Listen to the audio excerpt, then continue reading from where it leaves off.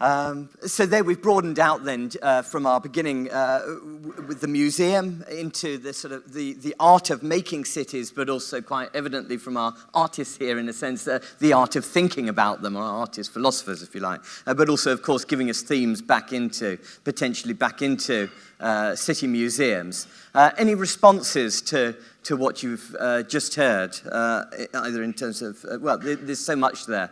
I'm particularly interested in the emotions, but right at the back there then, please. Along the beachfront, you showed the two parts, like the one in Barceloneta, which is where you have all the built-up area and tourists and restaurants, and the bit further down, which is just a car park next to the sea.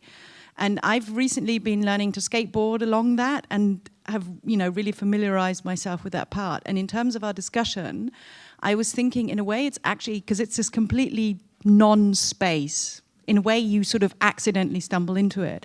But on a sensorial level, it does a lot, because you come from this space of extreme stimulation or overstimulation, and suddenly you're in this non-space, and actually your body, or my body, it quietened down, and especially then being on the skateboard and just, slowly making my way through that. So in terms of urban planning or city development, is it also necessary to think of these spaces where nothing's happening, to just allow the body to do its own thing and sort of come back to itself?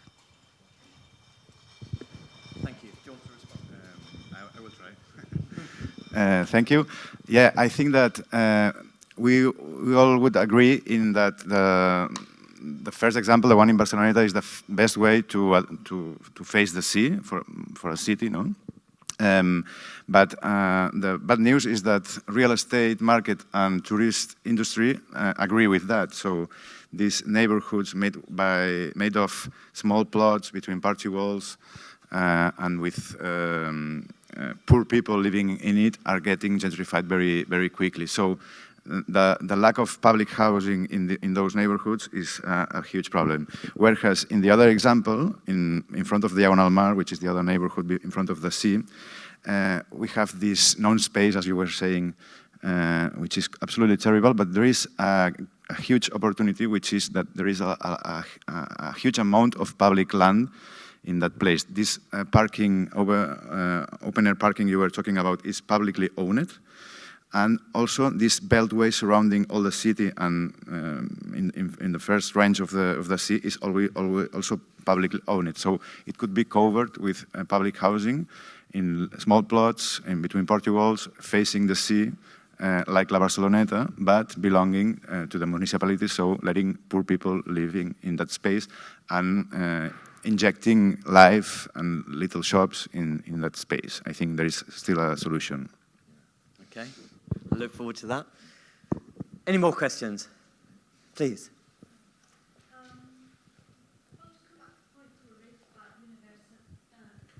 Come back to the point about universality and permanence of museums, and a sense also that senses in museums shouldn't be just instrumental or reductive, but the fact, as the last presentation showed, it's actually the museum should be turned inside out, and that the museum becomes a place to debate and contest different sensory experiences in the city and let people go out. Because actually museums are fundamentally around material culture, which is part of the story, but actually shouldn't be trying to just inject senses of smell or sound, but actually turn the place inside out. Mm. Yes, please.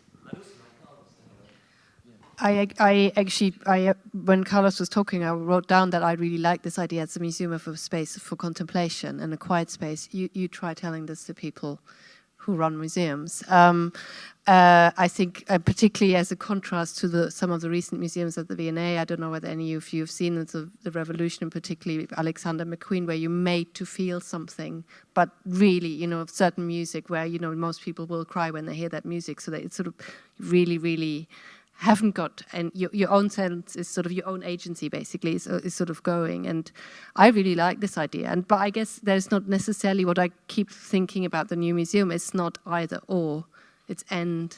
We need to have both things, I think. Good, thank you, Carlos. as someone who's here speaking for the CCCB, I'm really happy that you said that, because you may have noticed that our name doesn't even have the word museum in it, but we are one. And while we do host exhibits, we are the type of museum that, especially in the department where we work, we're centered mostly on these debates and on interaction with public schools and in the neighborhood that we're embedded in. And we really try to kind of bring what's inside the museum outside, bring our curational practices even that are inside the museum outside into the community around us, and you know, make them actually a space for pedagogy.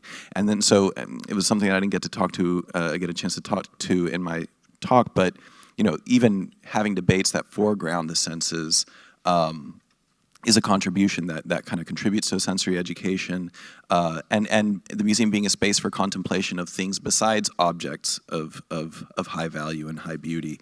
I mean, you can be a lot more. You know, you can be a place that curates ideas, you know, without having to link it to a you know, an installation or something like that. And then I did want to touch just very briefly on the point about this non-place. I think museums, you know, I talked a little bit about their openness. I think non-place can offer a chance for respite, but it doesn't have to, you know, for rest and for not kind of, you know, not being subject to all of this activity. I think we have a tendency to look at non-places as something that needs to be filled with activity. You know, and when we think of a nice city, Jillian, you know, discussed flows going through the smart cities, and you look at those videos, you know, people look really calm and smiling. I don't know if they're doped up or something, but I'm really, that makes me really stressed out to think about that pace, right? So I'd like a little bit of a quieter spaces. And museums, you know, not if you do them right, they can be that. They don't have to be, you know, a stimulus, you know, a bombardment of stimuli, and that can be a place where we learn an approach to space that that doesn't leave it as like kind of just an empty lot, but makes it a space for different tempos of life, right? So yeah. Good, thank you. I think we'd better. Okay, go on.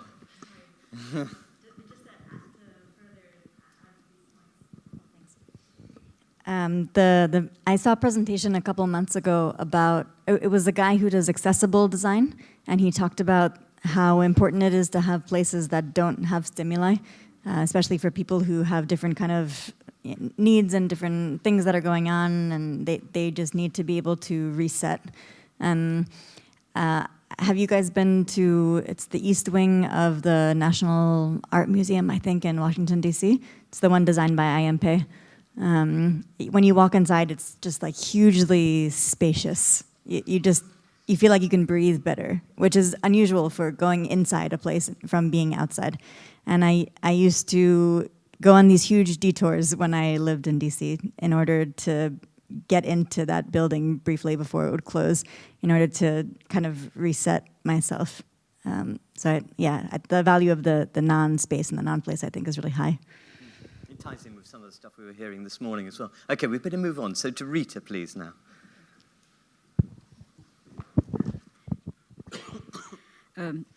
Yes, we had some questions to answer, and I tried to do so, but I think I make it rather short. What are the senses? Why are the senses important for museums and museums for the senses? There are mainly two aspects why the senses are important for a museum, in my opinion. First, museums as leisure facilities are in competition with many sorts of other leisure facilities. That's why I think the feeling of well-being is very important. Only visitors who feel comfortable will return and recommend the museum. It's a real practical way. Last but not least, is knowledge much easier conveyed through sensual impressions than only through intellect. We can arouse empathy for the long gone past or recall remembrances for the recent past. We saw this by a dementia tour. And for the senses in the city, it is easier to filter the senses in a closed area like a museum. especially such in buildings. Archaeological sites is another way. There are more in the open space. People can use their sense organs more purposefully. One can focus on special items or themes. The identification with one's own town can be made easier, and foreign visitors may be guided to the heart or the soul of a city. Now, what are the big questions and challenges for the senses in the museums? How can curators appeal to the senses? Objects in museums must be protected. Sometimes we have items which can be touched, but they can only be used in special tours or lessons with teachers. Smells and sounds are mostly artificial. People find them often unpleasantly, and so they have the opposite effect of what the creator intended. Tours with guides or curators who know telling stories can bring the objects on display back to life, but you need much and good trained staff, and this has to do with money. Now, how can the senses be used for creating important urban themes, past and present? We can try to show that life in the past was like today, not a sequence of dates or facts, but there were human fates. We must create empathy. Perhaps we can help to perceive how life in the European past was, for example, not so comfortable as today. People in earlier times had no cars, no radios, no TVs, so there was another sort of noise around. They lived in crowded houses, much more controlled by society. Thus, everything smelled in another way, I think often really bad. And this is one thought that came by writing this down. Maybe this a chance to bring together the European citoyen and the migrant who left his third world country. For I think in many villages is really this, like it was in Europe in the Middle Ages.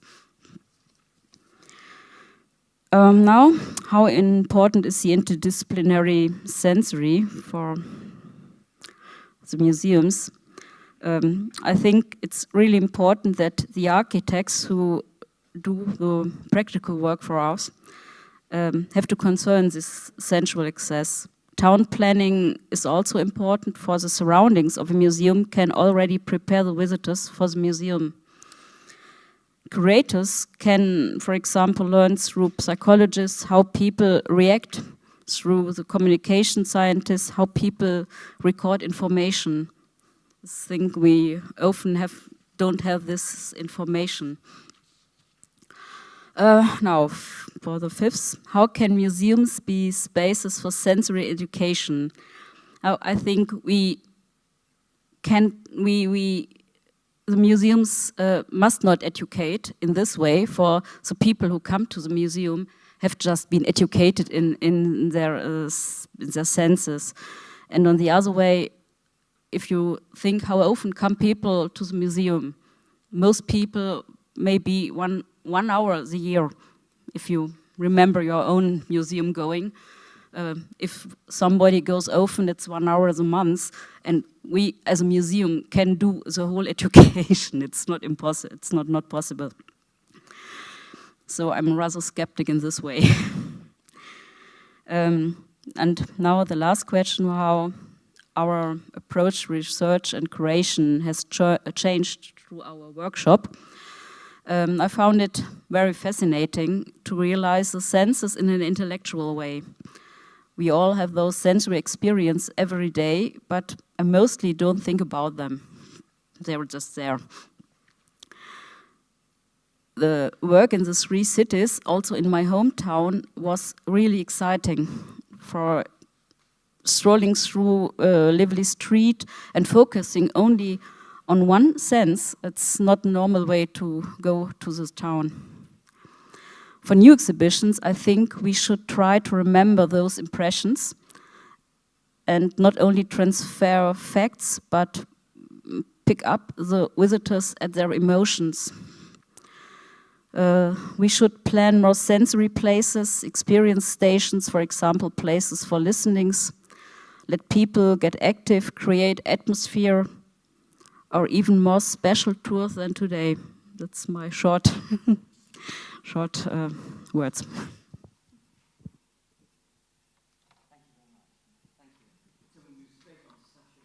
Yeah, hello. I try not to be redundant because lots of things that I wanted to say have been touched upon already. Still, I want to share some ideas. To me, museums are sensory spaces by definition. You know, people tend to go there to experience something, and they do that with at least a couple of their senses. Mostly, it's of course seeing and reading, so it's intellectual. And I think museums could change in a way that enables people to use more of their senses. How many there are doesn't actually make a difference, but the main factor to me is, I think, to do that deliberately. You know, to somehow teach people to use more of their senses, and that's something that we could do because we have objects that leave a sensory impact anyway. You know, and that's what people come to the museums for. I think we have a couple of contradictions that arise when we think about that. Lots of these have been touched upon already, but to me there were three actually main contradictions. For example, sounds. When you go to a museum, you actually want a silent space because you go there to see a work of art, and when there's a machine right next to it, for example, a loom, and the curators want to show people how noisy a loom could be, that just doesn't fit, you know. So we have to find a way. I visited the Museum of London, which is a loud museum, which is interesting because ours is in Cologne is very silent. So it's quite an opposition. Also, of course, the preservation of objects. That's something. Of course, maybe 3D printing will allow us to at least have objects that look similar and feel similar. And of course, also there's a contradiction of the objectivity that we as historians try to imply in our work, and the artificial reenactment of historical scenes. So trying to make people feel will always mean that you will have to step down maybe from being authentic. I think that's something we have to keep in mind.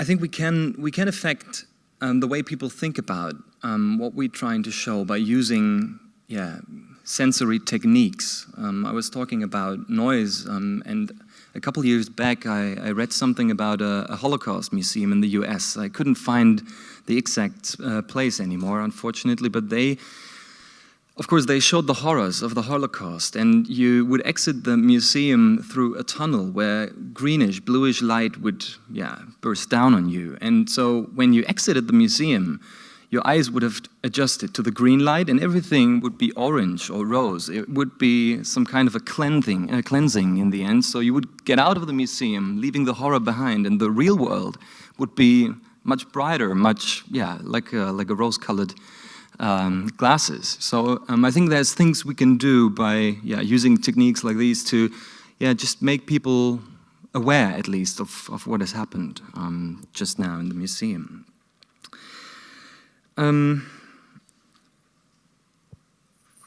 I think museums, like I said, are already spaces for sensory education. I think what makes it easy for them is that they are trusted. At least historical museums are low-threshold places. I think they are trusted by the public, so people believe what they see when entering our museum. I think that's something that is a main advantage of the museums that we have. And at least some of the visitors go there deliberately, so you can actually interact with these people because they come there to learn something, maybe take something with them in the end, at least, at best. And I think we should create maybe an atmosphere to support them in their, in gaining knowledge, maybe. On the other hand, these museums or museums are not yet places for that. The census don't always play a major role. At least in some museums, of course, you have lots of texts. There's actually mostly writing and seeing. These are the senses, or the intellect that is picked as a conveyor of knowledge. And of course, like I said, some of the rules within museums contradict the use of senses or sensory experience.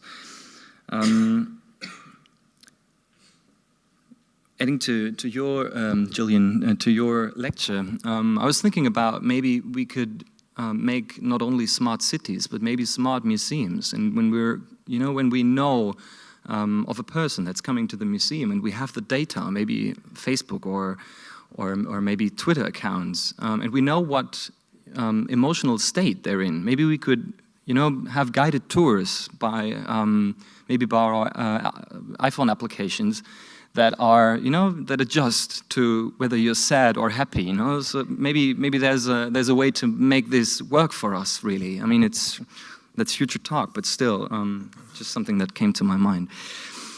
And well, this is my first workshop with the whole team here of Sensory Cities, but still we have tried in the past to interweave at least bits and pieces of sensory experiences in our exhibitions. For example, we tried to work with smells.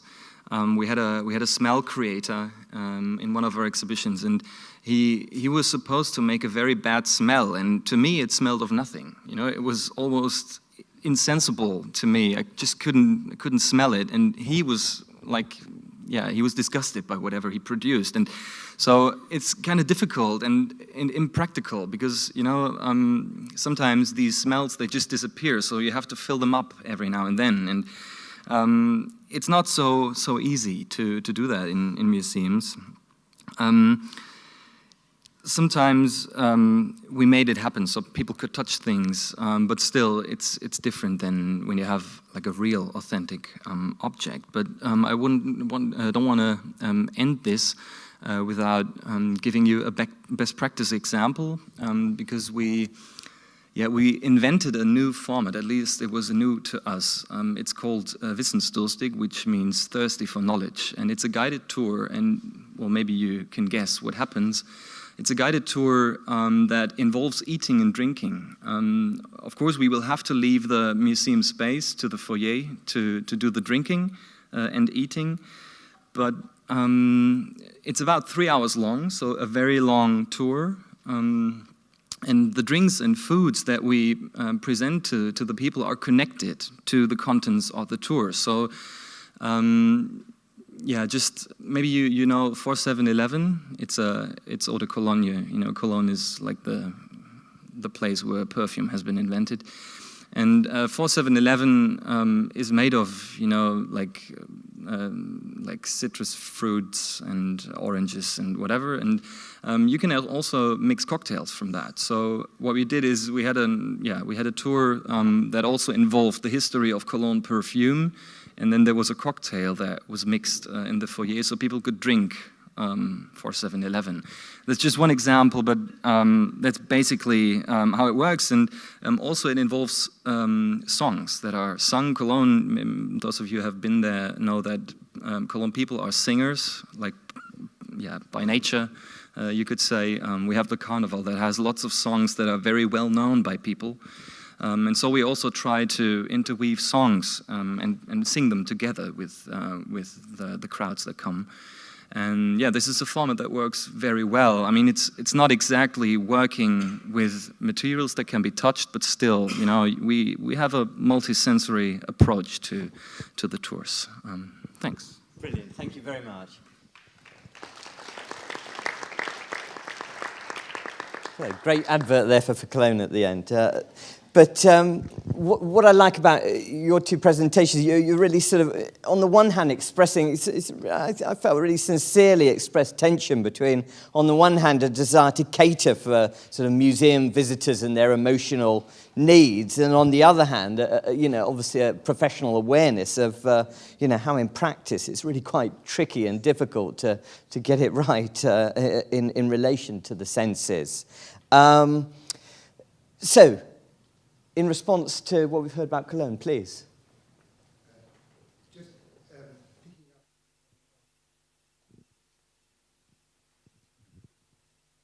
So Michael Hebbett, UCL. Picking up on Sasha's question, is there a smart museum that monitors the profile of the people in the queue and organises its exhibits accordingly? The answer is yes.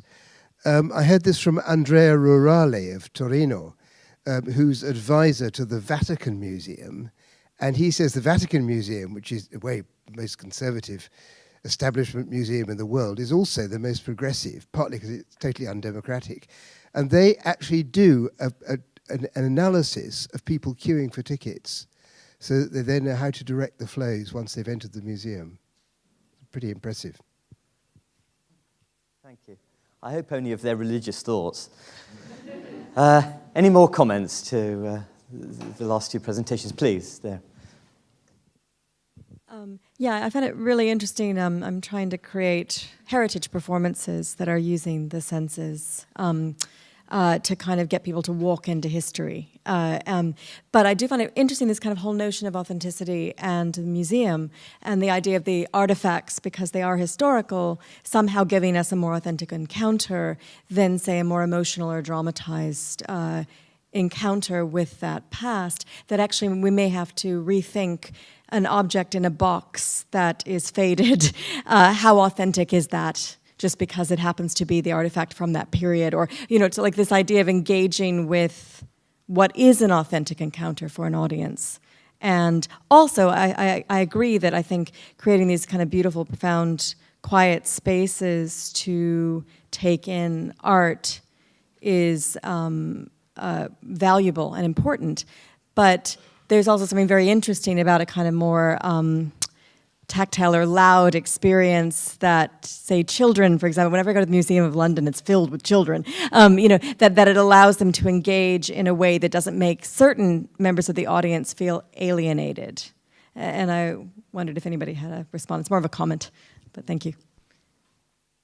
There were more comments coming along. Any more hands? Otherwise, I'd like to, it brings us back to actually to what you were saying about juxtapositions as well, or one of you were saying earlier on.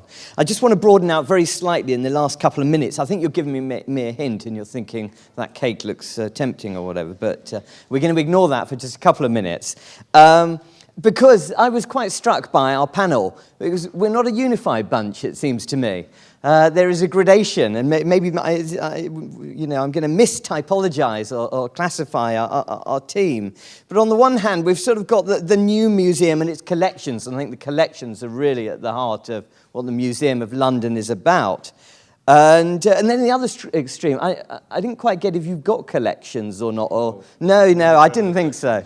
No collections. Okay, no museum at the other extreme as well, and quite something radically different. And then perhaps in the middle there, tensions and worries, but trying to transform even further. So, where do you lie on that spectrum, or do you think let's let all of these museums and non-museums flourish? Do you have any favourites at the back there, please?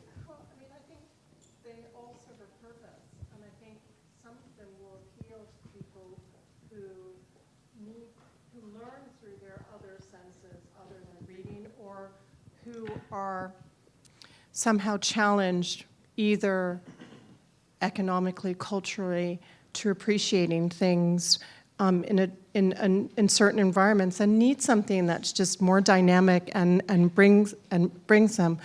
I suppose the other comment I have is, I'm working my name is Vanessa Slosey, and I'm working with we're on a neighborhood plan, and we're trying to figure out what our heritage policy is. So we're do we fit in terms of holding on to artifacts and holding on to information, and how does that connect to what you're doing? And I suspect that we might have more synergies with an institution that has it's more flexible and can do more outreach than an institution that's trying to hold on to collections and you know, I'm not trying to say that's make a comment, but you know, they have a remit.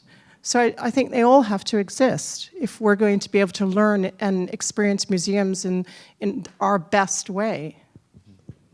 I think all of the panel would agree. Go on, Kathy. Yes, I suppose I'd just like to say that it's partly in response to your comment too, that it's not quite as simple as, you know, there's the collections-based ones and then there's the sort of research, sort of ideas-based ones as well. I mean, it's true that the Museum of London, our sort of main sort of offer, if you like, involves collections and displays, but that absolutely doesn't mean to say that we don't do, and we aspire to be a bit more like the Barcelona Centre for Cultural Contemporary Culture, and we do that sort of thing. And funnily enough, that probably the area where we get nearest to what the CCCB is doing is actually contemporary collecting, which is sort of research, if you like, into the contemporary city, but with the aim of getting something permanent, you know, for the collection at the end of it. And, you know, I think it was raised too about why aren't museums more sort of forum places for debate and that sort of thing. Well, again, we do that sort of thing as well as doing the, you know, putting the collections on display and making them available. So, and like any institution, you're restricted by A, the building, B, the resources, C, the people who happen to be imposed at any one particular time. But I think, you know, as I said before, that one of the beauties of museum, one of the pleasures of working in museums, is that it's a really malleable concept. So, you know, and hopefully the new Museum of London, we might get a bit more like a sort of ideas-based museum or not. Actually, not just in the new museum. I'm going to cheekily put in a little plug that our next museum exhibition is called The City is Ours. And it's an exhibition we've taken over from France, but we will make some changes. In French, it was called Urban Mutations. So it is about sort of stats and statistics in the city and data. But at the same time, we will have a season for a year, City Now, City Future, where there'll be lots of debates and salon about the city. Brilliant. Thank you very much. I better wrap it up there. So thank you very much to all our panel for stimulating us very much.